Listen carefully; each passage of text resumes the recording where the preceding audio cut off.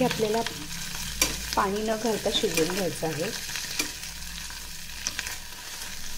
त्याला 2 ते 3 मिनिट। नमस्कार मैत्रिणींनो, इथे मेथी बघून तुम्हाला वाटेल की आज मी तुम्हाला मेथीची भाजी किंवा पराठा दाखवणार आहे, तर नाही। मी एक नवीन रेसिपी तुमच्यासाठी घेऊन आलेली आहे।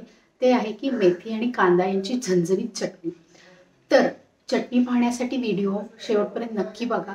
त्याच्यामध्ये मी काय काय टाकले आहे हे तुम्हाला व्हिडिओ बघितल्याशिवाय समजणार नाही, त्यामुळे व्हिडिओ नक्की बघा आणि घरी करून बघा। तर मग रेसिपीला सुरुवात करूया। इथे मी 2 कांदा चिरून घेणार आहे।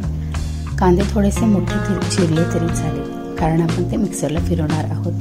कांद्याचे स्वच्छ साल काढून छोटे छोटे चौकोन आकारात फोडी करून घेऊयात।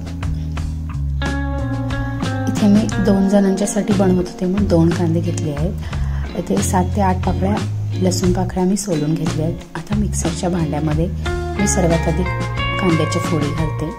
तुम्ही जास्त लोकांना बनवणार असाल तर कांदे जास्त घेऊ शकता। इथे आता मी 2 हिरव्या मिरच्या घेणार आहे। मिरच्या कशा आहेत मला माहित नाही म्हणून मी 2च घेतलेत, कारण काही वेळा तिखट असतात। इथे थोडंसं मी चिंच घेतलेले आहे। इथे 1 चमचा मी मीठ टाकते आणि तिखट देखील मी अगदी थोडं घालणार आहे, कारण जास्त तिखट व्हायला नको। आता हे मी पाणी न घालता मिक्सरला फिरवून घेणार आहे। इथे आपलं सारण तयार झालं आहे। कढईमध्ये मी इथे थोडंसं तेल घेतले आहे। तेल थोडं गरम होऊ द्यायचं आहे। तेल गरम झाल्यानंतर मी इथे मेथी स्वच्छ धुवून घालते आहे। मेथी बारीक चिरून घेतली तरी चालेल, पण आता हे शिजवल्यानंतर बारीकच होतं, म्हणजे मऊ होतं, त्यामुळे मी कापून घेतलं नाही आहे। 2 ते 3 मिनिटं आपल्याला मेथी परतून घ्यायची। याच्यामध्ये अजिबात पाण्याचा वापर करायचा नाही।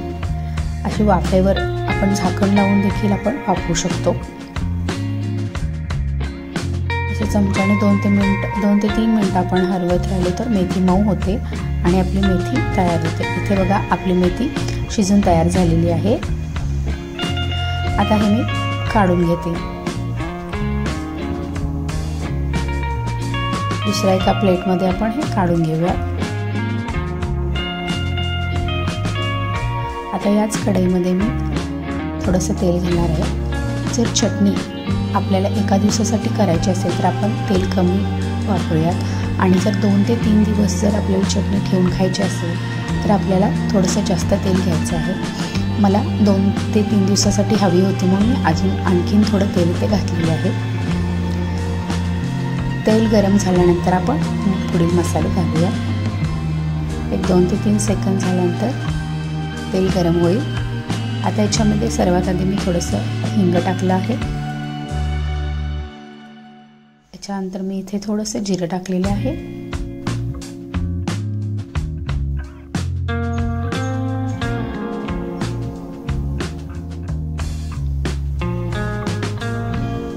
आता इथे थोडं मोहरी टाकते मी।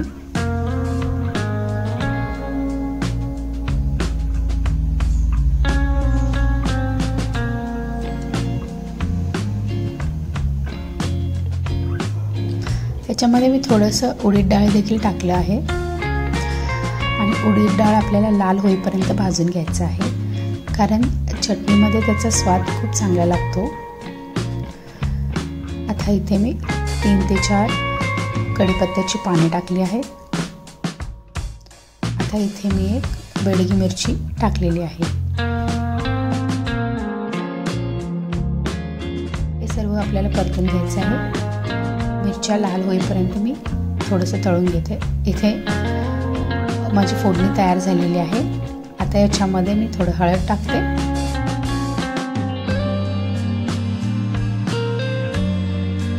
आणि जो आपण सारण बनवला होता कांद्याचा तो याच्यामध्ये घालून घेऊया। गॅस थोडंसं बारीक करून आपल्याला हा सारण शिजवून घ्यायचा आहे। 2 मिनिटं शिजवून घेतल्यानंतर असा घट्ट सारण तयार होतो। तरी अजून 1-2 मिनिटं, म्हणजे थोडंसं तेल सुटेपर्यंत आपल्याला ते परतून घ्यायचं आहे। मी खाऊन बघितले होते, थोडंसं तिखट कमी झाला होता म्हणून मी वरून तिखट घालते, कारण याच्यामध्ये आपण हिरव्या मिरच्याही वापरल्या होत्या, त्यामुळे जास्तच तिखट व्हायला नको म्हणून। आता मी वरून थोडंसं तिखट घातलेलं आहे. 1-2 मिनटं आपण तिखट हे होईपर्यंत हलवत राहूया. थोडंसं साखर याच्यात घालते. साखर हा ऑप्शनल आहे, कारण याच्यामध्ये आपण चिंच घातलं होतं, त्यामुळे आंबट गोड ही चटणी खूप छान लागते. त्यामुळे थोडंसं साखर टाकलं तरी चालेल. आणि सर्वात शेवटी आपण इथे शिजलेली मेथी, मगाशी जी शिजवून घेतली होती ती मेथी याच्यामध्ये आपण टाकलं. हे सर्व आता छान असं मिक्स करून घ्या. अगदी 5 ते 6 मिनिटात हा पदार्थ तयार होतो. म्हणजे जर आपल्याला मेथीची भाजी नको असेल किंवा लहान मुले आवडीने खात नसेल तर ही चटणी बनवा. खायला तयार. थँक्यू.